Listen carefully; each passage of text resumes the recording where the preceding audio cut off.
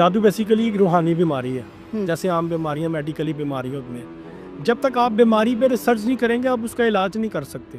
तो हमें पहले जादू पे रिसर्च करनी ज़रूरी है, क्योंकि हमने जादू का इलाज करना है कि जादू में क्या क्या चीज़ें यूँ क्यों इस्तेमाल होती हैं और फिर किन किन चीज़ों से जादू से बचा जा सकता है। असल में देखें ना, एक MRI हो रहा है, आपको नज़र आ रहा है एक मशीन में लिटा के बंदे को कर रहे हैं, CT स्कैन कर रहे हैं, ECG कर रहे हैं, सारे टेस्ट कर रहे हैं, एक्सरे कर रहे हैं, जो भी टेस्ट हो रहे हैं वो आपकी आंखों के सामने फिजिकली किसी चीज़ का वजूद है और सारा कुछ हो रहा है। लेकिन एक चीज़ का वजूद नहीं है, वो आपको हार्म कर रही है और सारे मामला पेश कर रहे हैं। इस वजह से लोग थोड़ा सा ना इनकार करते हैं ज़रा मॉडर्न होने की वजह से, और वो इस चीज़ को तस्लीम नहीं करते कि ऐसा नहीं है, जबकि ऐसा है। आप हॉस्पिटल्स में चले जाएँ, आप पागल खानों में चले जाएँ, आप मुझे बताएं ना। अब जो आपने बात की कि जी वो जी आजकल में नहीं हो सकता, जादू और जिन्नात के मामला नहीं हो सकते। एक शख्स है मेरे जैसे वजूद का है, मुझसे भी कमज़ोर, हुँ। वो एक हाथ से 20 लोगों को कैसे उठा के फेंक रहा है? साइंटिफिकली कैसे पॉसिबल है? मुझे समझाएं ना ज़रा। साइंस बड़ी आगे चली गई है, मुझे समझाएं कि मुझ में कहाँ से इतनी ताकत आ गई कि मैं एक हाथ से 20-20 लोगों को उठा के फेंक रहा हूँ। मैं हाथ से यूँ इशारा करता हूँ लाइट गिर जाती है, मैं हाथ से यूँ इशारा करूँगा तो हवा में सोफ़ा उड़ जाएगा। ये कैसे पॉसिबल है साइंटिफिकली? ये चीज़ें हैं, हुँ। ये पावर्स एग्जिस्ट करती हैं तो हो रही हैं। जिनके पास ये पावर्स हैं वो लोग दिखाते हैं, और बहुत से लोगों ने दिखाई हैं। पूरी दुनिया में आज आप यूट्यूब गूगल पे सर्च करें, आपको बड़े बड़े लोग मिलेंगे जो आपको इस तरह की बड़ी चीज़ें करके दिखाएंगे कि अकल दंग रह जाती है आपकी। लेकिन अगर जादू इतना ही ताकतवर है कि उससे कुछ भी हो सकता है, ठीक है? तो जो जादूगर हैं वो दुनिया फ़तह ना कर लें, वो लिमिटेशंस तो कोई आ जाती होंगी ना उनके पास। हमें यहाँ पे कौन से इतने जादूगर वगैरह नज़र आते हैं जो बड़े फ़ेमस हों या कुछ भी। अगर जादू में इतनी ताकत है तो आनी चाहिए हमें उनकी जादू में ताकत भी नज़र। देखें, ये सवाल आप जिस सिनेरियो में कर रही हैं मैं समझ गया। इस तरह का सवाल पहले भी मुझसे किया जा सके भी कि जादू से दुनिया के निज़ाम ठीक किए जाएँ, बड़े मामला ख़राब हैं, बड़े बड़े लोग हैं जो बड़ी बड़ी चीज़ों को बड़ी बड़े मुल्कों में नुकसान पहुँचा रहे हैं, इंसानियत के ख़िलाफ़ हैं, उनको मार दिया जाए जादू करके। कुछ भी हो सकता है ना, वो इंसान अपने लिए भी कुछ भी कर गैर सकता मुल्कों है। में इस तरह के बड़े मामलात हैं। देखें, बात ये है कि जादू में जब आप किसी इवल एंटिटी को कैप्चर करते हैं, काबू करते हैं, अपने कंट्रोल में लाते हैं, उसने वो काम करना है जो आपसे कंसर्न्ड हो। सबसे पहली बात, जिससे आपका लेना देना नहीं ना, उसमें उसने नहीं आना। अब जादूगर क्या करते हैं? अपने माली मुफाद के लिए हुँ। या अपनी जिनसी ख्वाहिशात के लिए इस तरह की एक्टिविटीज़ करते हैं। ये दो कॉज होते हैं।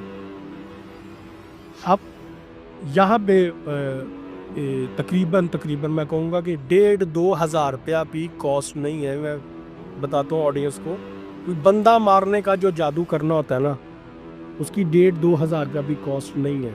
उसके अंदर जो सामान यूज़ होना है, कि आप सोचें कि किसी क्यों उसमें बंदा बीमार करना है, आपने वो बीमार होकर मर जाएगा।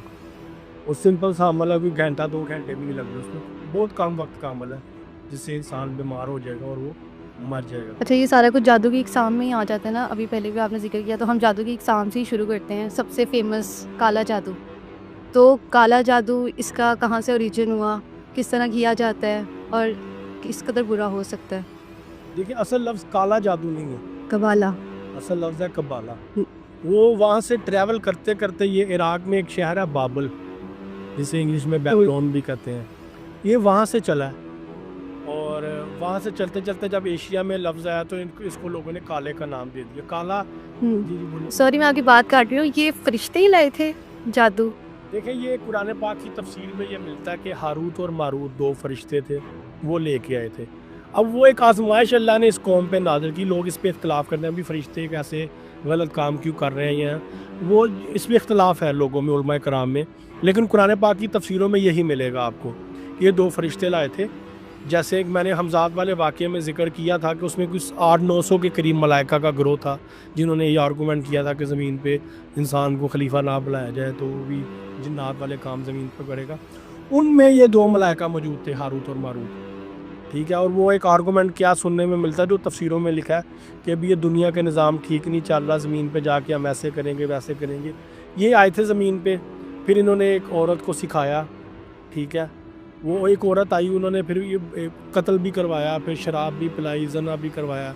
जो बड़ी मेन जो बड़े गुनाह है ना, वो तमाम करवाए थे। और काला लफ्ज़, काला जादू जो है कोई बड़ा लंबा नहीं होता।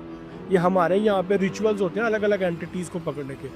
काले जादू में सिर्फ 2.5 लफ्ज़ हैं। कितने लफ्ज़? 2.5 लफ्ज़। 2.5 लफ्ज़, यानी कि कोई 2 लफ्ज़ हैं और एक आधा लफ्ज़ है। ये 2.5 लफ्ज़ है जिससे काला जादू परफॉर्म किया जाता है। और वो लफ्ज़ जिस इंसान ने सीख लिए हैं या जो इनकी प्रैक्टिस करता है या जो उनको यूटिलाइज़ करता है, उसका दुनिया आखिरत में कोई हिस्सा नहीं। वो इंसान अल्लाह का खुला दुश्मन है, क्योंकि वो शैतान का दोस्त है। उसमें आप अपने ईमान का सौदा करते हैं इब्लीस से। आप इब्लीस से कहते हैं कि भी मुझे तुम ताकत दो, मैं ईमान छोड़ रहा हूँ, मैं ईमान छोड़ रहा हूँ और मुझे तुम ताकत दो, फिर जो तुम कहोगे तो वो मैं करूँगा, वो काम सर अंजाम दूँगा। उसके बाद फिर वो आपको ताकतें मिल जाती हैं और फिर आप काम सर अंजाम देना शुरू कर देते हैं। इसी के साथ एक ब्लड मैजिक, खून का जादू, इसका भी बहुत जिक्र होता है। देखिए, खून का जादू, खून इस्तेमाल होता है तावीज़ात लिखने के लिए। ज़्यादातर उल्लू का खून इस्तेमाल किया जाता है। उल्लू का खून इस्तेमाल करने की वजह ये है कि उल्लू एक ऐसा परिंदा है जो कि वीराना मांगता है, वीरानी मांगता है। नेगेटिविटी उससे बहुत ज़्यादा अटैच है, बहुत ज़्यादा नेगेटिविटी उसमें पाई जाती है। इवन के उल्लू के जिस्म के बाल, उल्लू के नाखून, उल्लू की आंखें, उल्लू के बॉडी पार्ट। अच्छा, एक इधर मैं एक बड़े मज़े का फैक्ट बताऊं उल्लू के बारे में ऑडियंस को। शायद कुछ लोग इस पे मजाक भी उड़ाएं, लेकिन ये किताबों में बात लिखी है। ये किताब का नाम है हयातुल हैवान, अल्लामा दमीरी रहमतुल्लाह अलैह की किताब है।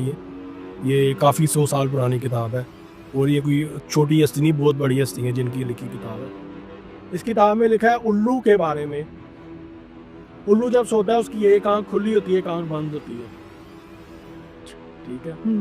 जिस शख्स को नींद नहीं आती, जिस शख्स को नींद नहीं आती, वो उल्लू की वो आंख निकाल के अंगूठी बना के, तावीज़ बना के या किसी तरीके से अपने पास रखे जो उल्लू सोए में बंद करता है, तो फिर उल्लू को, उस इंसान को नींद आ जाएगी। और जो इंसान सोता वो होता है, बहुत ही ज़्यादा सोता है कि 4-4 दिन 3-3 दिन सोया रहेगा, उसको कोई होश नहीं। कि आप उसको नॉर्मल रखना चाहते हैं कि वो सोए टाइम पे जाके, तो फिर जो सोते वक्त उल्लू अपनी आँख खुली रखता है, वो आँख निकाल के अपने पास रखें तो आपको नींद नहीं आएगी। लोग करते भी हैं ऐसा? लोग करते होंगे, किताब में लिखा है, मैंने किताब से पढ़ के बताया कि किताब में फैक्ट्स मौजूद हैं उल्लू के हवाले से। उल्लू जो है वो उसके जिस्म के तमाम, इवन के लोग घर बनाते वक्त उल्लू ज़िबा करके उसका खून, घर की जो बेसिस जिसको कहते हैं ना पंजाबी में नींव डाली जाती है। जब ईंटें शुरू करते हैं तो घर की चारों नींव में उल्लू का खून डालते हैं कि जादू से महफूज रहे हैं, जादू के असरात। वो लोगों का इसके बारे में है। ज़्यादातर जादू में खून जो यूज़ होता है वो सिर्फ उल्लू का ही होता है, क्योंकि उल्लू का खून इतनी जल्दी जमता नहीं है। बाकी जो जितने भी ब्लड है ना, वो फ़ौरन क्लॉट होना शुरू हो जाएंगे। उनको यूज़ करना, उसमें जब तक वो EDT पाउडर होता है, वो यूज़ होता है जो ब्लड को जमने नहीं देता। लेबॉर्ट्रीज़ में यूज़ होता है पाउडर, लिक्विड है, केमिकल है, जो ब्लड को जमने नहीं देता।